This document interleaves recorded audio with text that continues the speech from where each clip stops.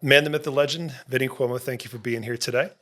Really appreciate you taking some time to come in and chat with us. So, always enjoy starting these kind of sessions, with friends, uh, business associates, if you will, just talking about your personal stories. So, love to hear a little bit about what's been going on in your life over the last 5 years. Of course, we're going to tie stuff into health, performance, things you're seeing in your world professionally. But want to start really with you and hear about, how you got started in the industry, what's been going on in your life over the last 5 years, and where things are heading for you right now. Great. Thank you so much, Blake, for having me. Of course.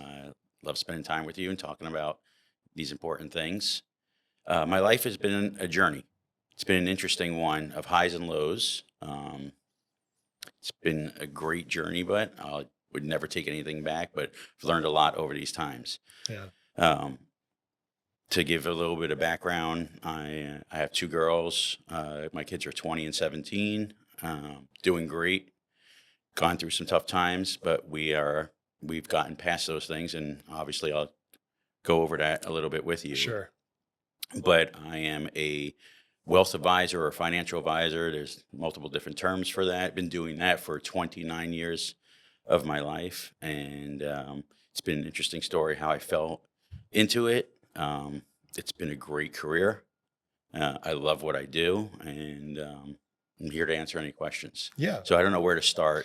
We'll start with, you mentioned, we were talking a little bit off camera, Merrill Lynch and starting there. I mean, take us back to the beginning. Okay, so a lot of this has to do with trying to provide for your family, Yeah. not knowing what you're going to do. I found the love of my life, wanted to get married, but there are things that you need to be able to support a family. So I, at this point, don't know what I want to do Hmm. with my life. I have a really good friend in this industry. He helped me to get started.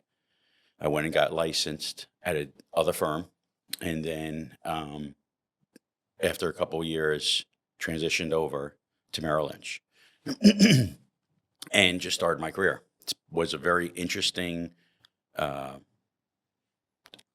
change of life. You're talking a kid from Brooklyn who grew up some down here in Florida, but some in New York. Yeah. Some of my parents are immigrants, and it wasn't what I expected life was to be. Yeah. And my mom was a educator. My dad was a New York City police officer. So I did not get trained into what corporate life was like. Yeah. What did you expect life to be before making that switch? Before I did not know what I wanted to do. Yeah. Both my brothers are firefighters. I thought I'd go down that route. Hmm. That didn't work. It doesn't work for somebody who's deadly afraid of heights, as I am. Yeah, not a good fit. Not the fit that I thought, and I did not know what I was good at. Yeah. In high school, we had to take a test that you give in the military. It gives you an idea of what you might be good at. Mm. Gave me a little bit more direction, but I did not have a lot of direction.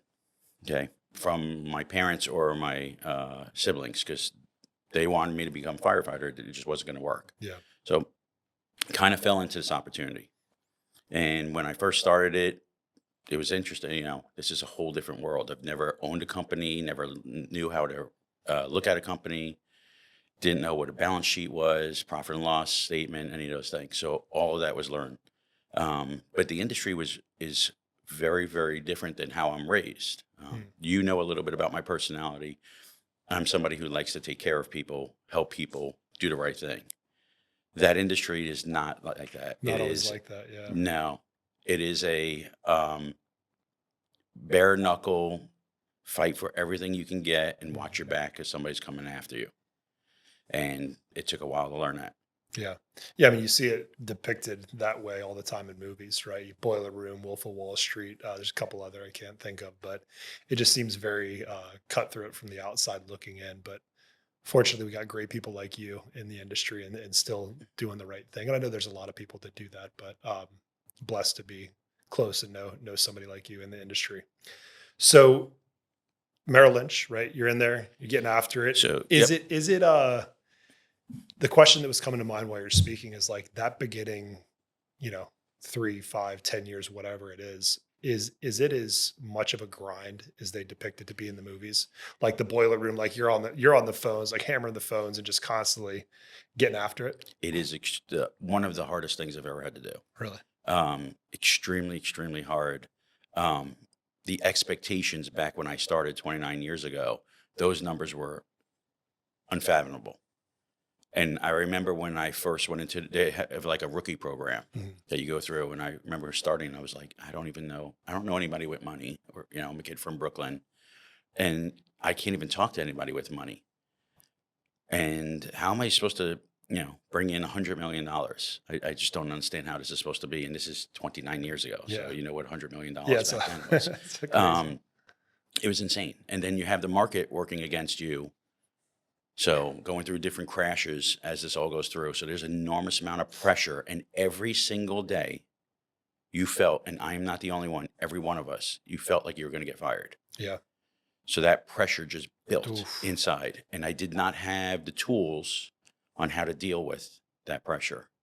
Mm. And that pressure just built up, built up, and built up, and caused some harm over time. What was the harm?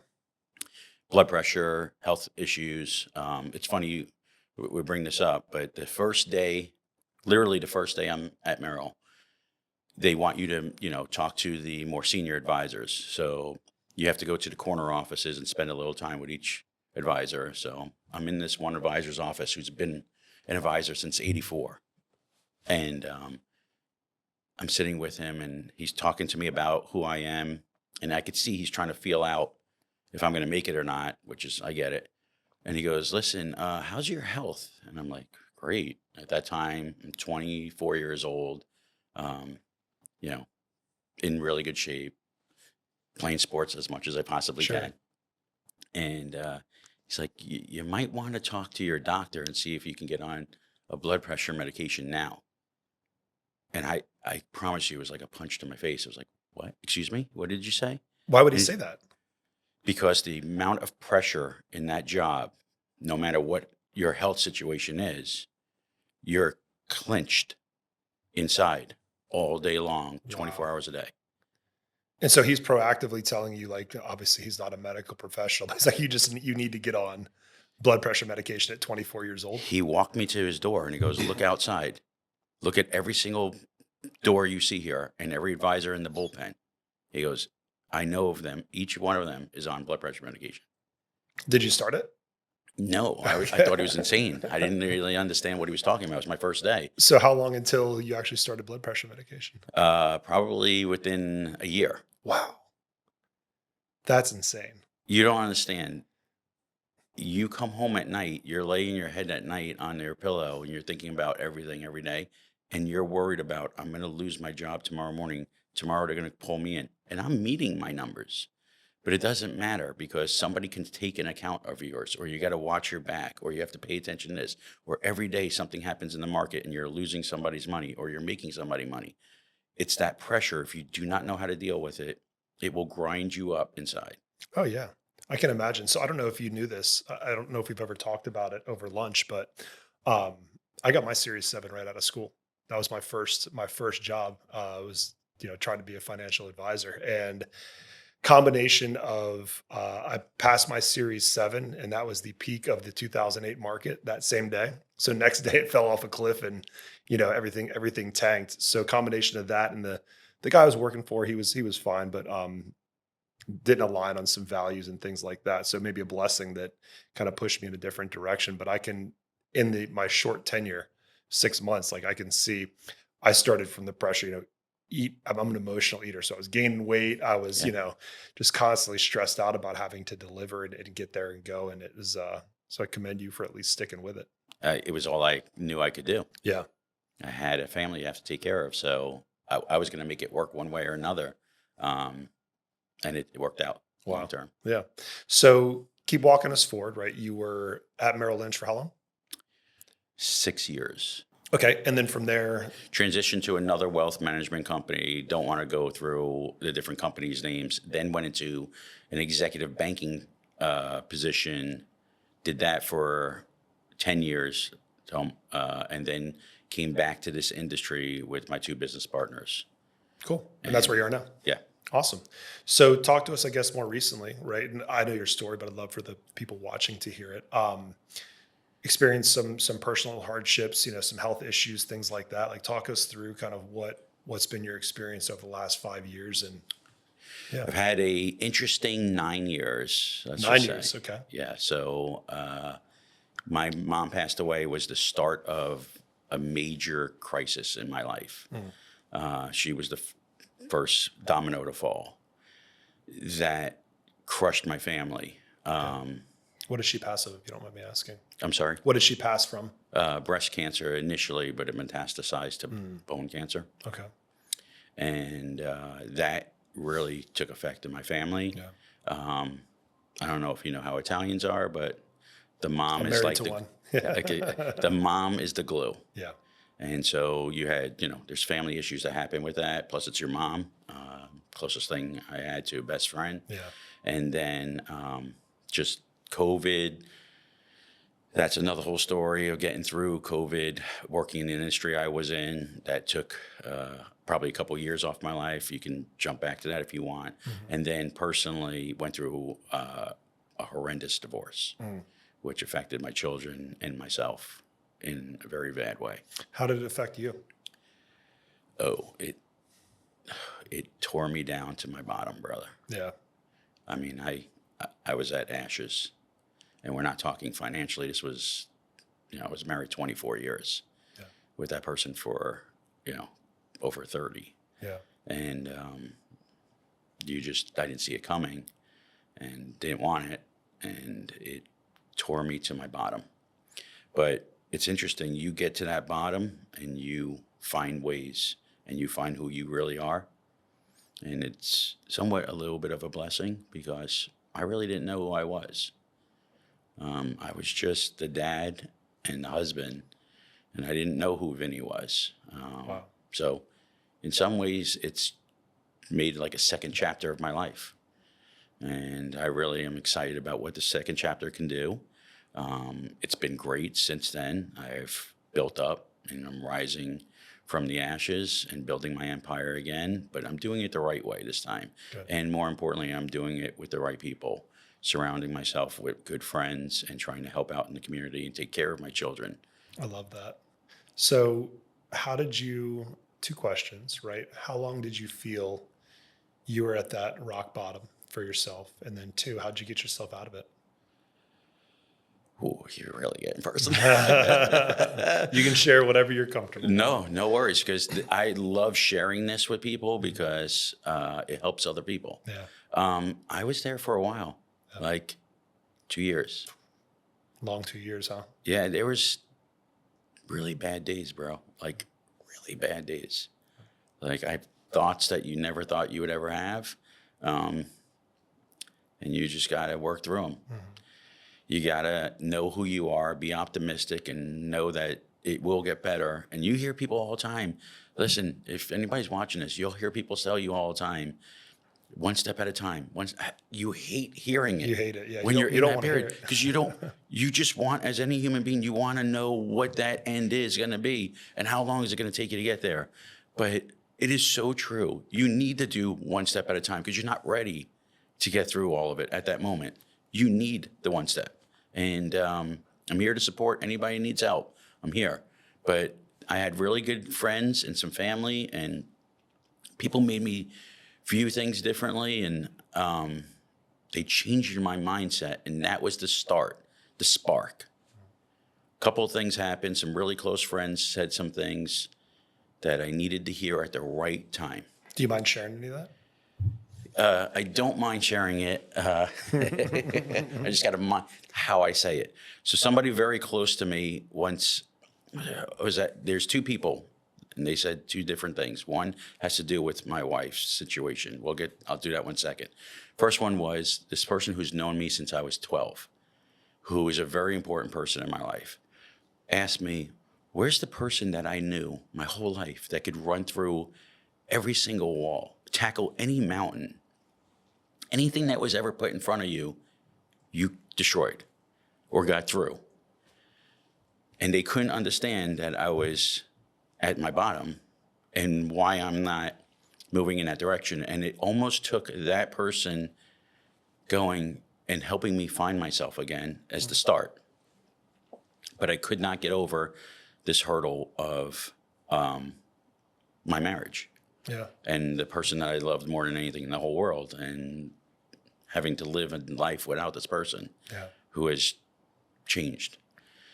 And somebody who's been my mentor, almost like a second father to me, wanted my time, asked for it, sat down with me, and he said, I'm very concerned about you. And he's watched me get married. And he said, I know people change and things. And he goes, do you think that your ex ever loved you? And I said, absolutely. And he goes, but we all know she's different now. Do you think that that person, when you first met her, would want you to be as miserable as you are? And I was like, no. I mean, I was upset when he first asked me. I was like, what are you talking about? Yeah, of course you love me. What do you, you got angry. I was like, where are you going with this? And then he's like, do you think that she would be happy with where you are? She loved you, right? And I was like, no, she wouldn't. And he's like, maybe it's time you let go. And that literally helped me take I my have the second chills. step. That's powerful. Yeah.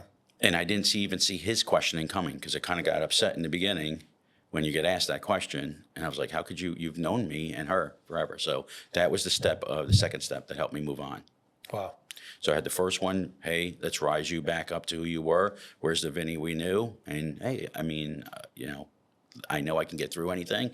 And then the second was, I can't get through without leaving this person. And it was, maybe it's time to move to on. let go. Take care of Vinny. Yeah. And she would understand. Yep. So talk to us about your journey back, right? Like, obviously there's a big emotional, psychological component. We can talk about the health stuff as well. Like, now that we've kind of had that turning point, right, with a couple conversations from your close friends, and you start to round the corner yourself, what does the rest of it look like? Well, remember we were talking about how you find yourself. So, internally you dig down, you get to know who you are, but then there's also things that I wanted to focus on. Not only taking care of my children, my health. How am I going to help my kids if I can't help myself? There's that analogy where if the airplane's going down, you got to take the oxygen mask first if you want to be able to help your family member. And I took that, for real. And I was like, how can I fix what damage I've done? And that damage first was internally, rising up, taking back who I was, finding myself again. And then secondly, my health. And I really put myself in a bad spot and had to figure that out. So turn the corner, right? We're making progress, focusing on, of course, the emotional, psychological turnaround, now focusing on your health, being there for your kids, right? What does that start to look like? Like, what led you to that point? Tell me a little bit more about what was wrong with your health, right? What did you uncover? Well, I knew what I was doing. This is how insane this is. When you're in this industry, you have to make decisions. I made a poor decision. I've learned now, and we can get to where. What was that decision? To let my health go, not to pay attention to it, to focus so much on trying to get our family to an X. And then I was going to go back and right all the wrongs of my health and pay attention. It was the most insane thought pattern if you think about it now, because anything could have happened to me. Let's pause there for a second, because this is important. When making that decision, right? Like, hey, I'm going to put my health aside for now. And kudos to you for acknowledging it, because a lot of people would, whether it's true or not, say like, oh, I wasn't sure, I wasn't thinking about it. I got distracted. But you kind of consciously made the decision like, hey, health's on the back burner for now. We got to focus on the family, which is very, very, kind of sacrificing yourself, if you will. In making that decision, did you believe that coming back to your health down the line, that you wouldn't do any damage in the meantime? Like, oh, hey, whatever damage I'm doing over the next 10 years or whatever it is, I can undo that when I start paying attention to my health again. To some extent. Yeah. Like, I knew I was doing a little bit of damage long-term that would ever end up happening, but it was this self-sacrificing thought pattern in your head as a man. Not every man does this, but hey, man, this is what I got to do for my family. I mean, I had a manager sit me down and be like, there's 3 major things in your life: your family, your health, and your business. how are you going to keep your business in order to keep your family and your health? And I was like, I need to win and be able to make sure I can provide, or else I don't have a job. And then where's my kids going to be? And then some of the advisors and people in this industry, they'll cut their family down.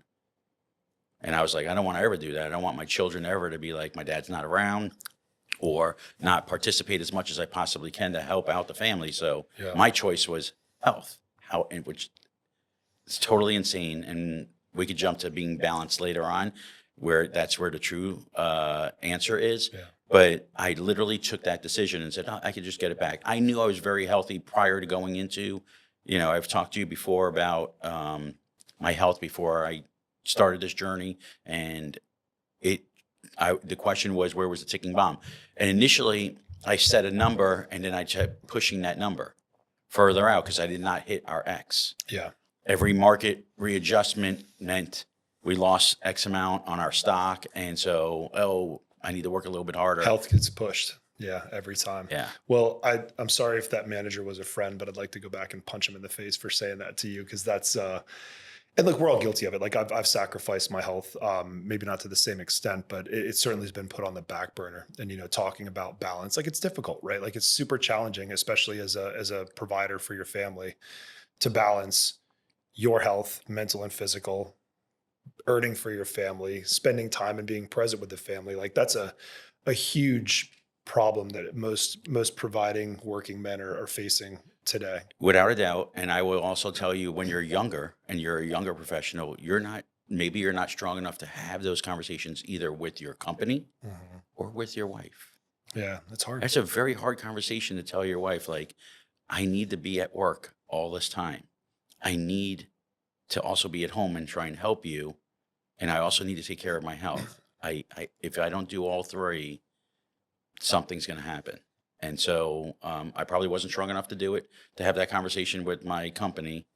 Wasn't strong enough at that time to have that conversation at home. And I just took the self-sacrificing way, which in the long term was not a great move. Yeah, it hurts you for sure. And look, again, we're all guilty of it. Like I've found recently for me, having the hard conversation with my wife, and she's been great about it. It's all these ideas that I make up in my head about it's going to be a terrible outcome, but taking time for myself, especially, and like taking time for myself in the sense that I can decompress and get back to center and go home and be present, because I could be there a lot, right? But I'm not there mentally sometimes, right? If I'm stressed out about work or thinking about something. So of late, that's been a big conversation. Like the health has always been kind of forefront for both of us. So that was an easier conversation. But taking more like personal time just to do something that has like I don't have to perform. I don't need an outcome from this. This is for me to just go and relax and not think about anything for a couple hours. Like that was tough for me to have that conversation. Health is two parts. Like it's your physical, but it's also your mental. Big time. I mean, I look back at the things that people have said to me now, and I'm like, I wasn't doing it right. It just really wasn't. This is how important your physical health is and your mental health. I literally only relaxed 2 times in my entire life prior to being divorced. My wife used to tell me all the time, we'd go on vacations and she's like, you're not even here. You're not here. Yeah. And I remember the 2 times I actually relaxed, where I actually shut my brain down. And I was like, this is the most amazing feeling. It takes forever to get there, and each person's different. But I learned that. And you have to learn a lot of things about yourself. This is where I was telling you, where I dug down on myself. There's a movie called The Avengers. I'm not sure if you've seen it or not. Sure, yeah. There's an Avenger by the name of, it's Robert Downey Jr.'s Tony what he Stark. plays. Yeah, Tony Stark's. So we're watching this movie, and I can't remember which movie it is in, and they have to go back and beat this bad guy, and he has to invent time travel. And a lot of people have died in the world, and he has his family, and he just wants to protect his family, and everybody's coming to him saying, can you make this? And he's like, we'll see. And he ends up making it really quick, and he goes, and his wife's sitting on the couch, and he's just talking to her about nothing, and then he's like, I did it. And she's like, what? And he's like, time travel. And she's like, oh my God, are you going to, what are you going to do? And he's like, I don't know. If I do this, there's a risk I could lose you guys still. this might not work. I might not make it through. And he's like, I could just throw it away in the lake and forget In about the it. lake, yeah, I remember And that she scene. looked at him and she goes, you can never do that because you'll never rest. And my wife elbowed me during the movie and she's like, that is literally you. You'll never rest. Yeah. And it was like a shock to me when she said it. I was like, what do you mean? And she's like, that's you. Well, that's part of it, right? Is understanding who we are as individuals as well, and what's our makeup, right? Yep. I've struggled at times between, there's a lot of challenges in owning your own business and running your own firm. And I've struggled at times like, man, it'd be a lot easier just to go get a 9 to 5. But I Mhm. know that something inside of me, and this was actually a pretty tough discussion my wife and I had years ago, when we were struggling, whether in the business financially. And I was like, look, I know I could get a 9 to 5, but you wouldn't like the person that I'd be. And I'm not sure if it would work out, for us, for the kids. I'd be a person that you wouldn't be happy around. So I get what you're saying. Yeah, because it wouldn't fulfill you. Yeah. That's who you are as a human being. That's what you want to do. And you'd be miserable. And that miserableness would come home with you every night. So the challenge is maintaining your peace while pursuing the things that you want to pursue. Right? Exactly. And more importantly, understanding yourself. Yeah. Because if you don't understand yourself, you're not understanding why you're reacting the way you are. And then same thing with health. Yeah. Right. So on your physical health, if you're not understanding what position you're in, you're not understanding why these numbers are coming out the way they are. And so you have to look at everything in a totality and go, okay, how do I fix this? Or how do I get to understand who I am mentally? How do I get to understand how physically where I am? Well, it sounds like it took a pretty big change in your life, right? Hitting rock bottom for you to start really taking your health seriously. Why do you think high performers, wait until there's a catastrophe or wait until they hit this rock bottom to actually start making a change? I think that's human nature, right? Yeah. Think about relationships in general. You wait until it blows up to look at yourself and go, well, what did I do wrong? Instead of evaluating during while you're in that situation. So I highly recommend people start to evaluate and maybe sit back and think about where you are right now. Where do you want to go? And try and look from the outside in. But your health, it takes a lot. Usually people don't want to think about it. Yeah. Do you think most people know, so something you said earlier was very intriguing to me, that you kind of made the conscious decision to put your health aside. Do you think most people know that they're neglecting their health? I do think they do. And I think they lie to themselves. It's How? like, I think you listen, what you're doing to your body.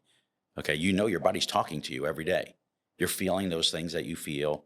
You're running and then all of a sudden going, what happened? I used to be able to do this. We were on a trip in Jamaica. I wanted to go to this really nice waterfall with my wife and my kids. And this was something I've been looking forward to. It was beautiful. I'd all figured out. And we get there and I'm so looking forward to enjoying this day with them. And it turns out you can jump in these smaller parts and then jump in the big one. And I jumped in the little ones and I was having a hard time just swimming. Wow. And I was like, what is going on? Yeah. Because I let myself get so out of shape. Yeah. And in such a bad situation, I couldn't even enjoy it. I didn't even get to do the last part. I walked it. Oh, man. And it broke my heart because I saw my children having a great time. And my wife loved this area. It was beautiful. I wanted to have those special moments with them, and I couldn't even do it. And it's just lying to yourself. I don't care. You can tell me you didn't know you're doing it. You know you're doing it. Yeah. You're just making a conscious choice to not pay attention and to block it out. To hope what do you think is the mindset? Like, okay, if you could walk us through your mindset, what do you think other people are thinking? Like, you knew you were going to put off your health for So I made the conscious 5-10 effort. years, right? Like, what do you think you're going to do on the back end? I don't know. So I made the conscious effort. I made that effort, that decision in the beginning to not focus on it. And then as I started to get into it, I was starting to get scared. Yeah. And it's that fear of, I don't want to hear it. I don't want to know. And so put it aside. And the idea was at some point get back to it, but I did not have the mental strength after seeing these little things happening to me to go, I could walk in that room and see what those results are and go from there. Yeah. And so little things started happening, and those little things started teeing off things to me. Do you think as people get further down the line and the risk becomes higher, they get more scared and anxious about what might be lurking? Absolutely. That mountain gets bigger and bigger and Yeah. bigger. And it's just something that you're looking at going, avoid, avoid, avoid. Right. So maybe other men, women, professionals that were in your position, right? What advice do you have for them? Don't wait. Like literally, I know how hard it is. I know you're scared. You have to start somewhere. The quicker you get there and you start on it, the smaller that mountain is. Yeah. You could tackle the mountain. Okay. No matter what it is, right? You're going to be able to do it. It's step by step. Yep. Start the step first. Find out what everything is going on in your body and try to figure out how to adjust it from there and what you're going to do. Make a plan on how to beat it. I love the step-by-step analogy and the mountain analogy because it is a lot of times like our health is, and even people that are relatively healthy, like our health is a lifelong endeavor, right? Like it's not like, hey, we take care of health today and then we're set for the rest of our life. Like father time's coming for all of us. And until we figure out how to make ourselves immortal, we're all going to pass at some point. But looking at it as a journey and step by step of like, hey, how do we chip away at this and kind of continue to just put ourselves in the best position possible is a lot easier to swallow. Yep. Than it is like, hey, I've got to get to the summit today. Right. Like, you have to make a plan. Yeah. Right. If you're going to go on a road trip, you make a plan. Mm-hmm. If you're going to go do anything, if you're going to tackle this and start a new business, you're going to make a plan. If you want to take your health back, you got to make a plan. If you want to continue to keep that health or even have it work in a better way going forward, you have to make a plan. What is your plan going to be? It's okay. Wherever you start is your starting part. It doesn't matter if you start, at the beginning when you're in great health, Mm-hmm. a little bit later, you have to start. That is the first step. It's the most important step. You got to get there. Then just take time. It's not going to happen overnight. You're going to see little increases. It's kind of like when you start lifting weights, right? First week is the worst week. Yeah. You're like, this is a joke. I'm never going to get up there. I was lifting weights. I started lifting weights for the first time in my life in November. I'm not even going to tell you because you're going to ask. I'm not telling the number. It's okay. It's so depressing. Yeah. The first time, because in your head as a man, you're like, I guarantee you my two daughters could lift more than I could lift. That's Okay. funny. And now it's a whole different world. Yeah. Right. But if you don't start somewhere, you got to start. Yeah, you got to start. So the people that are maybe neglecting their health, right, and think that they're going to come back to it, do you think they believe that they can like outwork the damage they've done on the back end? I did. That's what I thought. Yeah. I thought for sure I'd be able to outwork it, get it back. Maybe not perfectly to where I was, but yeah, I was like, listen, I'll get on it. You know what I mean? I'll lose my weight. I didn't really understand the full damage I was doing also at that time. I thought more about weight. I'll get my weight back down. Yeah. Listen, there's a lot of damage you're doing during that period of time while you're, waiting to get to working on your health. You're damaging the inside of your body. And the question is, will you ever be to fully repair it? I don't know. That's a question for everybody. It's different. But you put in your mind, and as a professional, or even if you're not a professional, if you have that mindset, you're not able to grasp what you're really doing to yourself long term. Yeah. Yeah. It's just putting the system under stress. I've always in fitness and in health used the Formula One car analogy. Like you have a super high performance machine is your body. That's your vessel. And imagine, just neglecting it race after race after race, not changing the tires. You're putting you're putting gas from the gas station in it, not that super high octane stuff they're using. Maybe the right oil, maybe the wrong oil, who knows, but just never changing, tweaking anything. Over time, that stress, even if you go back, let's say 10 races in, right, and start, if the car hasn't completely crashed and burned at that point, start making those changes, the car's never going to perform the way it was intended to, right? And that for me, I don't own that analogy. I heard it somewhere else, but it's a powerful visual. And I think, again, we kind of tend to neglect the vessel, and it's like it's our most important asset. And if you really study the body is the most amazing thing in the entire world to study. It is absolutely amazing what it does. It's a shame what I've done to it over this period of time, it's absolutely amazing when you really focus on Yeah. what it does and how it takes care of itself over a period of time. But if you're damaging it, there's times Yeah. when you can, damage it to a point where you can't repair it. Yeah. And look, you talked about your, not proud of the way you've handled it, but best time to start a health plan was 10 years ago. Second best time is right now. And you've been on that path. So Yep. kudos to you. You want to share a little bit with us about your health journey more recently? Yeah, so I got obviously I at some point we all talked about I was starting to rally back, and I made that shot like I want to do something about my health. It was time. I went. It was actually way past time, and so I started this journey. Went to the fountain, did a full review, which was weight, all of my numbers. Okay, to give myself a starting point of this is where you're going to start at. What are you going to do? Started working with some peptides, um, and I want to give a little story about this. I'm not really good with the terminology of the peptides that I'm taking, Yeah. but let me tell you a story. I am still at my age loving to play sports. I have been doing it my whole life. Sports is just my thing. Okay, it's where I get my stuff out. Yeah. Okay. And I love it. I love playing it. I love the It's competition. a fun way to do fitness. Yeah. Yeah. And it's not golf. I'm not playing golf. I'm playing basketball, pickleball. I'll throw a football all day long. Growing up playing football my whole life. And so I would go play basketball or pickleball now. And the next day coming to work, and I wish my assistant was here. She'd be like, Vinny, I cannot take you complaining anymore. I couldn't even walk a step. My Achilles are so bad that there's an orthopedic surgeon who told me, your Achilles look like you're over 100 years old. They're that bad. Wow. I would be dire pain. And I'm talking scale to 10, like 9.5, just utter pain all day the next day. I couldn't even wear a dress shoe with a suit. I'd have to wear a sneaker and die in pain.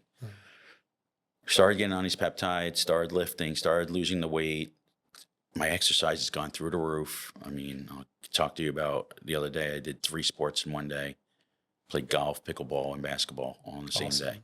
Next day, came to work, had no issues. No pain at all. I could literally. Is your assistant happy? I'm sorry? Is your assistant happy to She not hear you cracks up complain laughing. anymore? Not only she laughed, like, you never complain about it. She's like, your ankles used to crack. I could hear them every step. Wow. She goes, I can't hear you anymore. I'm not even exaggerating. She tells me all the time, every step you walk was like, and what it was the, I think it was the cartilage, the scar tissue breaking up on that every step. Yeah. So she's like, it's really interesting. I dropped something. My neighbor, at my office, the guy who's in the office next to me, I dropped something 3 days ago on the floor while I was talking to him. We were walking and dropped some papers. I immediately bent down to go grab him. He's like, what's going on with you? He's like, I've never seen you be able to bend down like that. I know you've had some back issues because you were in a car accident. Mm-hmm. I go, yeah, nothing hurts anymore. Nothing. I'm on a great journey. I've lost a ton of weight. My numbers have been phenomenal. Good. I feel like I'm my old sports self when I play. I'm playing basketball with what I consider my 4th generation. So these kids are from 19 to 27. And I'm playing pickleball with some professionals that are ranked. Nice. I'm having a blast. I'm really glad you shared that, because everybody has their thing, right? Like their why. And we really try to drive for that at the fountain, and to see you, the way you light up when you talk about being able to play sports again, like that's why we do what we do. It's really cool. So thanks for sharing that. Oh my gosh. You guys have changed my life. You have no idea. I walk around telling people all the time, like, my life literally has changed. It was miserable not being able to do the one thing you enjoy and you love, right? And listen, I'll never be 24, but I'm pretty close to where I was. That's Maybe awesome. not 24, but I'm pretty close to being able to do what I used to do. It's great. And it's great. Oh my God. I don't know how to explain to you. I come off that court and I feel electric. That's great, man. So To go back to, when you were doing all the diagnostics, right? Like what shifted psychologically for you, right? When you first started kind of paying attention to your health After doing a diagnostic, is what after doing the diet. So it when you was like a first punch. seeing those It numbers. was like a punch in my face, bro. Yeah. I'm not even exaggerating you. I got those numbers and I literally was a little depressed. I'm not going to lie. And I felt horrible. I was like, what am I going to do? What am I going to do? Hmm. And went home. I had to make dinner for my one daughter and I was cooking for her. I was just so down. And I'm like, I don't want anything to happen to me and miss out. She's 17. And I was like, I'm going to do what I can do. I'm going to do what I can do. And just do the best you can. Just do the best you can. And that is the step by step. You got to go and just do a little bit. And kids are a great motivator, man. Oh, in all areas of life. It's right. like you see them, you're like, all right, I gotta suck it up and Yeah. get moving, man. Yeah, absolutely. I mean, that's why we live, right? Yeah. So, well, to start wrapping things up, we got a few more minutes here. What's something you think people in high pressure environments should question that they're not currently questioning about their way of living? listen, I talked about this. You need to like step out of your life for a second and take a view of everything. Mm-hmm. From, am I doing enough in my business, right? Okay. Am I taking care of my family? Am I there enough for them? Where is my mental state? Where is my health at currently? Professionals get so caught up on success being tied to money. They need to realize, what is your true question of what success looks like? And if you haven't done that, Blake, I challenge you. Yeah. Ask yourself, is really money the full motivation? What is it that will make you completely happy when you look back? Okay. And what will it take to get you there? It's not always money. Yeah. Money could be a component of it. But if you're not really paying attention to the other things, you're not going to be really successful in your mind. Yeah. And so I challenge people to take a look back at their life great. From an outside view. Just take a look. It's great. What's one thing you've realized matters more than you thought it did? Oh, absolutely health. Yeah. I mean, you know my journey. So yeah. I put myself in this position. And maybe, listen, Blake, I don't know what my life was supposed to be like, right? This is my second part of my life. This is my second chapter. And my focus now is still on my family and my business and taking care. But I have a huge component of it being my health. Because I cannot do what I want to do if my health isn't there. Yeah, if your health goes, you don't have anything else. I failed, right? Yeah. And so I want to do the best I can do to help people and help my family, help my business, and help my community. I can't do any of those if I don't have my health with me.